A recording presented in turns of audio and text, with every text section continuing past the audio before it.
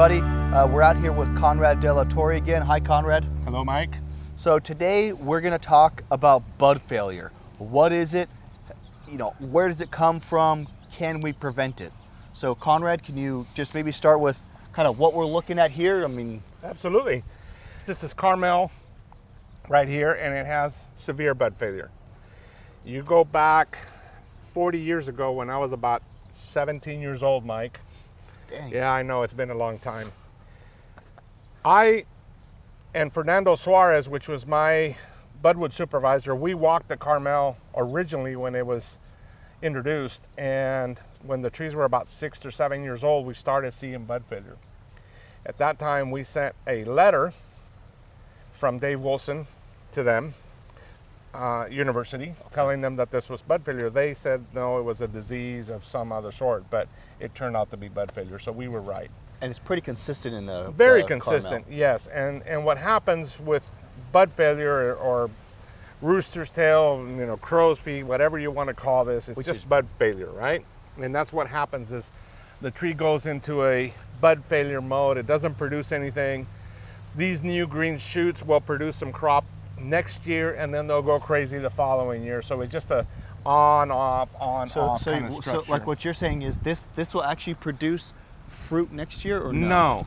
What will produce fruit next year is all this new growth. Got it. That is replacing all that dead wood. This will fruit Right. and then go crazy Right. again. So this area here will look like those almonds right there. Yeah. But the whole tree, and right now it's so obvious, right? Yeah. So you have this tree on this side that is crazy, and then you have, look at the tree on this side. Yeah. Everything looks kind of normal. The other half of the tree looks fine. The other half kind of looks normal. So this is the kind of thing that you kind of see the severity of bud failure.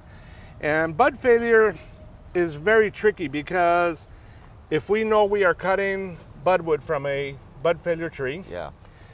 we have to really watch this, and the time to watch it is at bloom time. But would you ever actually do that? Would you ever actually go into an orchard where you know there is bud failure? Would you just steer clear 100%? Oh, no, we would stay out of it 100%. Oh, yeah. Not even go anywhere That near is it. like, no, that's a no-no. Right. So So you would never go close to it. But if you're having to cut budwood from a Carmel, for example, and growers still want Carmel, although we advise them heavily not to do it. Right. Because if you don't want to see it, don't plant it. Yeah. Okay?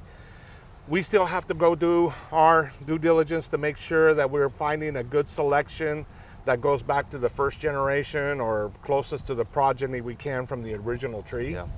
So that we can provide a good source that they may have and hold up for a certain amount of time. We've had situations where a grower says, oh, I have this 18-year-old orchard and I have 10 trees that look beautiful. Cut the budwood from there. We'll go cut the budwood from those 10 trees and they'll all go crazy. So it's a virus, is that right? No, Within it's okay. a non-infectious. It's not a virus. Now, there is a virus that mimics bud failure, and that's called a calico, but Okay. it's very rare. So then what is bud failure? If it's not a virus, what is it? It's genetic disorder. Okay. It's a genetic disorder of this variety on Carmel. Back up, let's go to Nonpareil. Yeah. Nonpareil has had problems with bud failure. As a matter of fact, 40 years ago, all the Nonpareil that was being produced then was 100% crazy. 100%. I mean, a lot of people don't believe that, but it's true. We were able to select away because there's a lot. Nonpareil is a old variety, so there's obviously a lot of selections to choose from. So we went back to the university or Foundation Plant Material Service. We found all these different sources. Every nursery has a different source. We at that time found one that we used, and to today we're still using it, although we're changing sources on the Nonpareil because we're seeing a little bit of hint here and there. So is it the further you get away from the source, the more maybe genetically unstable it is? Is that true? what- Of okay. course, Is it's that part of always it? that way. Yeah. So you have to be, from a nurseryman standpoint, you have to always try to stay close to first generation. So the minute you go from first generation to second to third to fourth to fifth, the further away you get, the more problems you're going to have. So you always have to come back after about third or fourth and come back to the first again.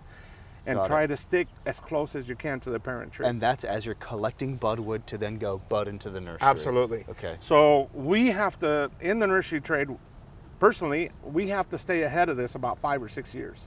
Because when I see a problem, It takes me 5 or 6 years to prepare to be able to make the switch. You just don't turn the knob and go. And so very important. And right now you are kind of making an adjustment, like Yes. you said, kind of getting now back to the beginning of the cycle. Yes, we're going back. We're also making a switch, not necessarily on the clone. We're changing the clone, but they're also we're looking at all other options that we have to go forward without having any potential problems. Most of the time, as your nonpareil gets older, from about 12 to 15, 16 years, you're going to have some bud failure, but it's never really bad like this. You'll have small signs on the top where the tree will still remain productive, and it's not so bad. Getting it in the first 4 or 5 years is a big deal.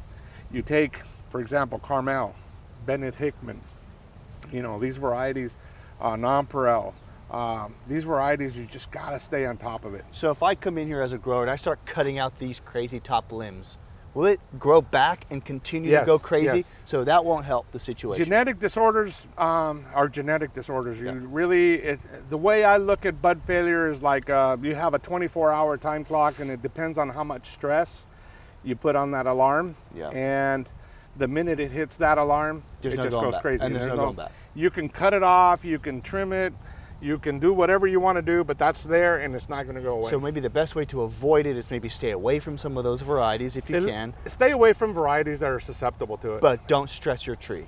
Stress is a big factor. As long as you have control of it, don't stress your tree. But there's other factors that come in you'll end up stressing your trees regardless whether you want to or not. Right.